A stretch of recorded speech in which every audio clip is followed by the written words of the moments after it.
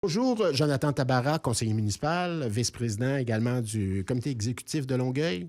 Comment allez-vous? Ça va bien, toi, Charles? Oui, tout à fait. On se vous voit ou on se tutoie, je ne sais plus. Je vous laisse, tu laisses décider. Donc, Jonathan, d'abord et avant tout, j'ai deux, trois sujets, mais je mets ça en place. En finale, on va parler de ce qui est sur le truc de Radio-Canada. Ce que tu me dis à micro fermé, tu n'as pas lu la nouvelle concernant la mairie de Longueuil. Est-ce qu'il y aura une élection par acclamation? Mais il y a des choses intéressantes qui ont été dites concernant ce que ça peut impliquer se présenter à une élection municipale. Donc, en finale, on en parlera. Okay? Oui, il n'y a pas de problème. Là, on est là pour parler du PTI. Oui. Hein, on est là pour parler également des pluies abondantes qu'on a eues il y a quelques minutes aussi. C'est relié. Hein? C'est interrelié, évidemment. Donc, parlons-en. Il y a eu un PDI aussi à travers tout ça, un plan décennal aussi à travers tout ça. Exact. Bien, si tu veux, on peut vulgariser pour tes auditeurs. Donc, les villes, à tous les 3 ans, sont tenues légalement de faire ce qu'on appelle un PTI, donc un plan triennal d'immobilisation. Ouais. C'est une planification des actifs, des infrastructures, des bâtiments, des projets d'infrastructures qu'on veut aller faire dans ces 3 années-là. Et la ville de Longueuil est tenue de le déposer comme les autres villes. Et cette année, exceptionnellement, on a aussi déposé et adopté un plan sur 10 ans. Donc, un plan décennal d'immobilisation, ce qui est une grande nouveauté pour Longueuil et majoritairement aussi dans le monde municipal. Donc, ce que ça fait un plan sur 10 ans, évidemment, ça nous donne une meilleure prévisibilité de ce qu'on veut faire. Ça dit aux citoyens aussi quels sont les projets qui sont dans le radar. Je le rappelle, c'est un plan. Hein? Donc, ça veut dire que... On peut déroger d'un plan. On peut déroger d'un plan, surtout quand on a des imprévus, quand on a des changements au niveau des coûts, quand on a un changement au niveau des normes. Mais donc, ça donne une planification intéressante pour tout le monde, autant les équipes internes que les citoyens qui regardent ça à l'externe. Et ce qu'il faut bien comprendre, c'est qu'on a pas mal plus de prévisibilité en ce qu'on va faire l'année prochaine que ce qu'on va faire dans 10 ans. Ouais. Hein, les données sont un petit peu plus claires. Donc, plus on s'éloigne d'aujourd'hui, moins les taux de réalisation de ces projets particuliers-là vont être précis. Par contre, on a un net objectif d'augmenter le taux de réalisation qu'on a dans nos plans. Quand on est rentré au pouvoir, là, on avait un taux de réalisation d'à peine 55 % à Longueuil de nos plans. Et la raison première est que, politiquement, on veut toujours bourrer ces plans-là de beaux projets pour montrer aux gens que... Oui, ça se met bien dans un CV. Et ça se met bien dans un CV, ouais. Comme on dit. Hein? C'est comme vendre un petit peu trop de salade. Donc, on a coupé ça. On a coupé beaucoup de projets, plusieurs centaines de millions de projets pour essayer d'augmenter le taux de réalisation des projets importants. OK.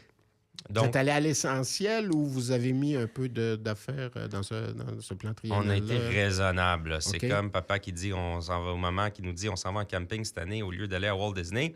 Ben c'est un petit peu ce qui se passe à Longueuil. Ça veut pas dire qu'on va pas réaliser des choses le fun et agréables, mais on a des infrastructures importantes de base à conserver. Bon, il y a déjà eu ces annonces après l'élection, hein, évidemment, sur les travaux qui doivent être effectués au niveau des aqueducs, entre autres. Exactement. C'est encore très présent. C'est encore excessivement présent. On parle de autant nos aqueducs que nos réseaux d'égouts. On parle de nos usines d'eau potable qui sont à refaire, qui commencent à être désuètes. On parle aussi, évidemment, du gros morceau d'éléphant dans la pièce, le centre d'épuration Rive-Sud. Donc ça, c'est notre usine de traitement des eaux usées sur l'île Charon. On parle de plus d'1 milliard de dollars, 1,3 milliard de dollars. Il y a à peine quelques années, on parlait de 350, 360 millions. Ouais. Les prix explosent avec le temps et donc il ne faut pas laisser ces projets-là sur la table. Mais c'est tellement gigantesque que souvent ça a été repoussé parce que ça vient capter une bonne partie là, des fonds publics. Ça a été un des premiers constats donc en arrivant en poste. Exact. On en est où là-dedans? Bien, c'est-à-dire que pour nos usines d'eau potable, ça va très bien. On commence dès cette année, dès l'année prochaine, pardon. On a déjà des études bien avancées. Nos plans sont déposés, surtout pour Mario Petron, qui va être un projet sur 5 ans. Okay. C'est un projet de 150 millions, là, tout près de 150 millions. Là.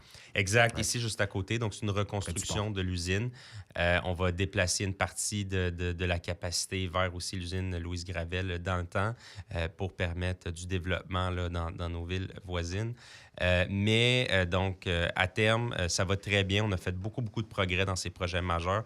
Mais il faut, puis je pense que les citoyens sont conscients de ça, il faut qu'on s'occupe de nos infrastructures de base. Tout l'invisible, en Tout fait. l'invisible. C'est ça l'idée aussi. Exact. Le sous-sol.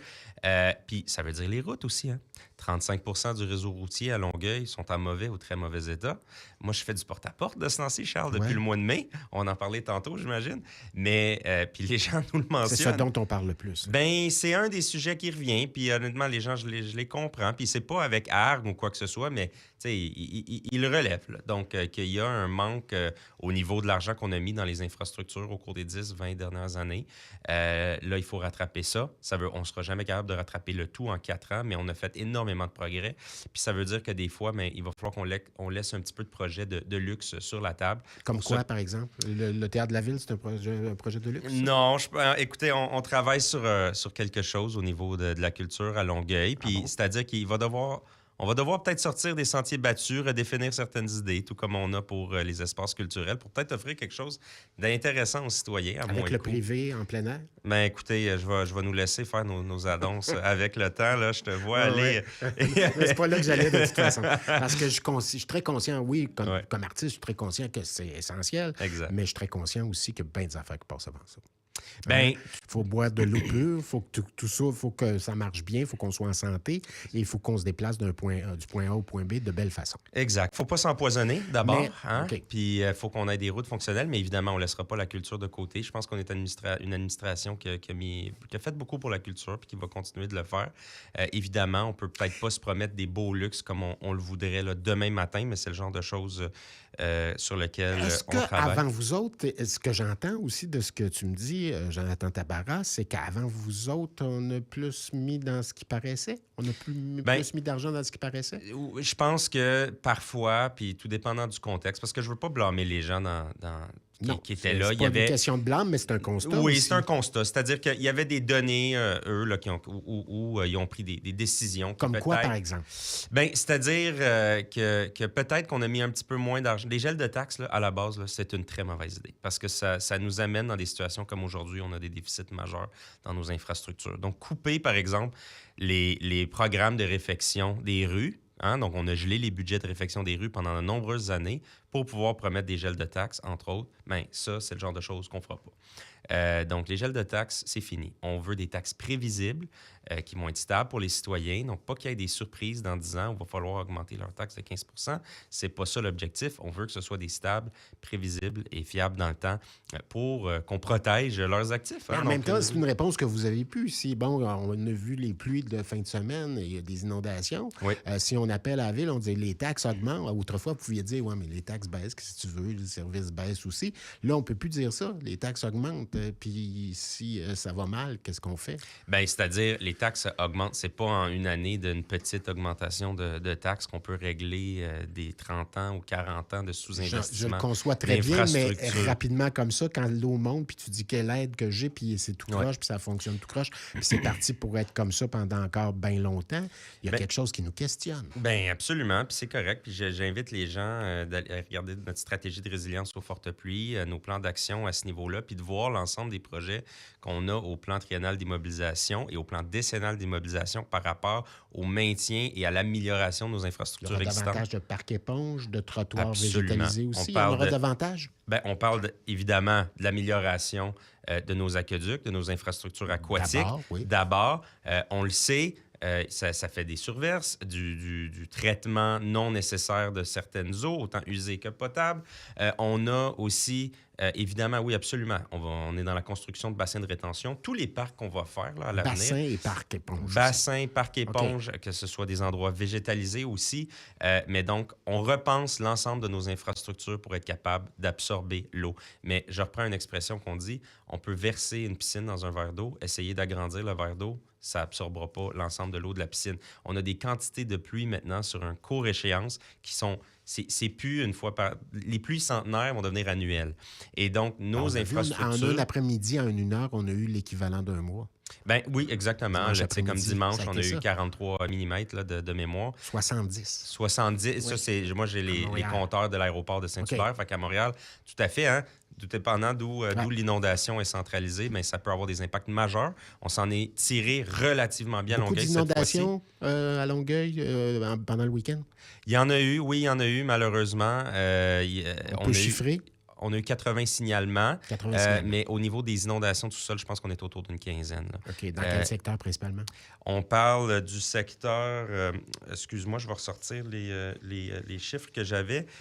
On parlait normalement du secteur Pacifique, Lafayette, Vieux Greenfield Park, de la Savane et Gaétan-Boucher. OK. Donc, assez diversifié.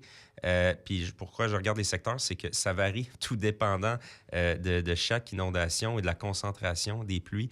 Comme cet après-midi, d'ailleurs, on annonce de fortes pluies. Déjà, notre comité de coordination va être formé.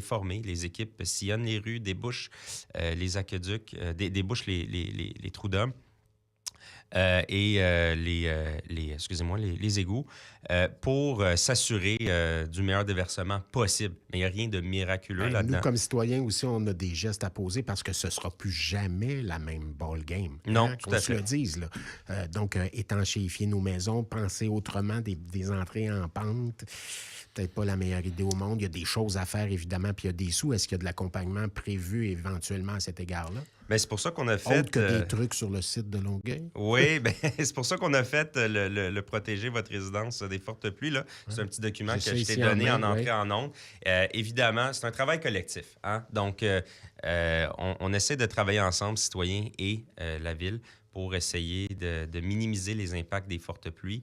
Mais c'est certain que ça va prendre un petit peu de temps là, pour remettre à niveau l'ensemble des infrastructures aquatiques de la ville. Par contre, tu peux aller voir dans le plan triennal d'immobilisation qu'on a adopté, qu'on a déposé cette année pour les 3 prochaines années, donc 2026-2028.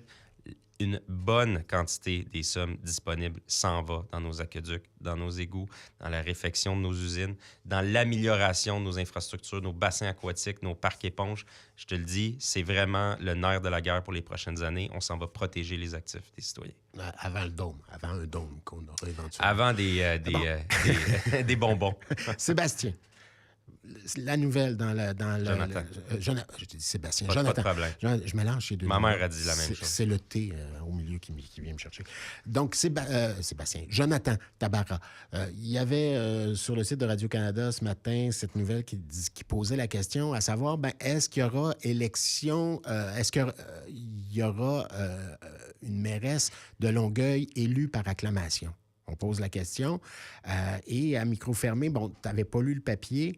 À micro fermé, tu me disais ça coûte une fortune d'abord et avant tout. Donc, pas évident de pouvoir constituer. Il y a quelque chose là, qui vient peut-être contrecarrer les plans de quelqu'un qui voudrait se prévaloir de ce geste-là, ce mouvement-là de se présenter à une élection municipale. C'est très... tout d'abord, je constate que les citoyens sont satisfaits, puis ça, j'en suis grandement heureux. Si on regarde d'un point de vue démocratique à haute échelle, c'est très difficile de faire de la politique. C'est excessivement difficile. Et je pense que le gouvernement a une réflexion à avoir. Puis on l'a vu, il y a énormément d'élus municipaux qui ont démissionné au cours du mandat. Je pense que le problème est loin d'être juste à Longueuil. À Longueuil, ça va bien. On a une démocratie saine. On a une mairesse qui a mis beaucoup de transparence à la ville. Donc, c'est pas du tout un enjeu à ce niveau-là. C'est pas du tout un enjeu d'accès aux citoyens à leur hôtel de ville. Mais c'est l'intérêt qu'on peut c'est perdre comme l'intérêt. Citoyen. Exact. Puis c'est très difficile de faire de la politique. politique. Ramasser des dons, c'est excessivement difficile. Donc, une campagne à Longueuil, on en parlait, ça peut coûter jusqu'à 200 000 Ouais. Essayer de ramasser 200 000 à coût de 100 puis de 200 c'est vraiment compliqué. On y arrive parce qu'on est une équipe organisée, structurée, ça va bien à ce niveau-là. D'aller faire du porte-à-porte tout l'été, ça fait depuis début mai là, que notre équipe, on est Oui, au la porte-à-porte. Coalition Longueuil, il y a une démonstration de force qui a été faite. Là. Vous avez montré quelque chose qui pourrait décourager bien du monde. Bien, c'est-à-dire que on ne veut pas prendre pour acquis quoi que ce soit, puis on va aller à la rencontre des citoyens acclamation ou non. Fait qu'on veut aller, comme là, ça fait déjà plusieurs centaines de portes, là, pas mal de nos candidats s'approchent du 1000, là, mais on va aller voir nos citoyens, on va faire porte par porte, prendre leurs idées, prendre leurs questions, puis leur expliquer que notre équipe, on est présent pour eux, puis on va prendre en considération leurs commentaires et aussi expliquer ce qu'on va faire dans les prochaines années, expliquer ce qu'on fait justement au niveau de la résilience aux fortes pluies là, et de l'ensemble de nos infrastructures de base, expliquer les montants qu'on met sur nos routes. Donc, c'est important pour nous d'aller à la rencontre des citoyens. On ne prendra absolument rien pour acquis. Donc, il y a encore du temps. Mais oui, c'est difficile de faire de la politique. Puis, on est chanceux à Longueuil là, d'avoir une mairesse qui a fait autant de transparence pour les toi, citoyens. dans ton district, y a-tu quelqu'un qui va se présenter? Ça a l'air de quoi? Ben écoute, pour le moment, j'ai évidemment, je serais surpris là, d'être élu par acclamation, mais puis je prends rien pour acquis, puis c'est pour ça que dès le mois de mai, j'ai commencé ardemment à faire mon porte-à-porte, rencontrer le monde. Puis je leur dis, les gens sont surpris que je fasse du porte-à-porte si tôt. Je te dirais que des hautes chaleurs comme cette semaine à 2 h de l'après-midi sur le béton, c'est pas nécessairement. Il faut qu'on boive beaucoup d'eau. Hein? Et cet après-midi, je retourne en faire avec des fortes Tu pluies. dis quoi en arrivant à une forte pluie et une humidité à 40? Tu dis quoi quand ça sonne à la porte? Les gens sont disent surpris. bonjour. Les gens sont surpris. Tu te présentes comment? Ben, je me présente comme leur conseiller Mettons, municipal, je t'ouvre Jonathan la porte, Tabarra. bonjour. Oui, Ouais, salut tu dis Charles. quoi? Oui. Je m'appelle Jonathan Tabarra, je suis ton conseiller municipal. OK. Donc, tu as reçu une lettre de notre part il y a quelques semaines. Je me demandais si tu avais des questions, des préoccupations OK. sur ta ville. Je demandais si tu avais des idées. Donc, je viens de parler. On a une conversation fort agréable, mais c'est que dans mon secteur, après 8 ans, Les gens te connaissent. les gens me connaissent. Fait que c'est différent. C'est plus des Monsieur Tabarra, là. C'est Jonathan, c'est comment ça va, donc, on est sur une base personnelle avec le temps, puis c'est ce que je trouve agréable de la politique municipale, c'est d'être assez proche du monde pour avoir ce lien-là que je trouve privilégié. Il y a des enfants que j'ai vus à 2 ans, 3 ans, qui aujourd'hui, écoute, je les vois grandir, puis c'est vraiment exceptionnel. Il y en a, je suis à la graduation de certaines de mes écoles primaires à chaque année. OK. Puis il y en a que j'ai vu rentrer à l'école, je les vois sortir, je les vois avec leur projet. Quand t'arrives, c'est ton médecin. Tu dis le Mais temps c'est passe. vraiment un sentiment d'appartenance fort. Il y a beaucoup de beau dans la politique, puis je pense que c'est ce que Catherine essaie de C'est pas démontrer. facile, mais il y a du beau comme quoi? Ben, il y a du beau justement comme ça, comme le lien, comme la réalisation de projets qu'on fait pour nos citoyens, l'amélioration de leurs espaces de vie, l'amélioration de leurs infrastructures, essayer de laisser une ville dans un meilleur état que ce qu'on l'a trouvé. Puis c'est ce qu'on fait, c'est pour ça que notre plan triennal d'immobilisation, il est aussi basé sur nos infrastructures de base, sur le concret. C'est pour laisser une ville dans le meilleur état que ce qu'on a trouvé aux citoyens, à nos enfants, puis aux prochaines administrations qui vont prendre la POC. Te souhaites-tu, toi, des adversaires dans ton district? Ben, adversaire ou non, je vais agir comme si j'en ai et je ne prends absolument rien pour acquis jusqu'à la dernière journée. Ça, c'est certain. Bon, on va en reparler de toute façon, et c'est le 2 novembre prochain, mais je sens qu'on va avoir un automne où peut-être, dans certains districts, il y a déjà de l'opposition, il y a déjà des gens, des candidats et des candidates, mais au niveau de la ville de Longueuil. Puis je constate également dans d'autres villes aussi, aux alentours. Je te le dis et redis, aucun de nos candidats qui ne fait pas son porte-à-porte. Donc, adversaire ou non en ce moment, ils sont sur le terrain, ils font leur porte. Et puis, on va travailler fort jusqu'au 2 novembre, absolument. Voilà. Ben merci, Jonathan. Merci à À toi. une prochaine, Jonathan Tabarra. Donc, si vous voulez en savoir davantage, d'ailleurs, sur les politiques, en fait, le PTI, les politiques de résilience de la ville, des responsabilités en tant que citoyen aussi qu'on a face à ces pluies, face à ces changements climatiques, allez sur le site de Longueuil, tout simplement, longueuil.québec. Circulation météo, tiens donc dans les prochaines minutes.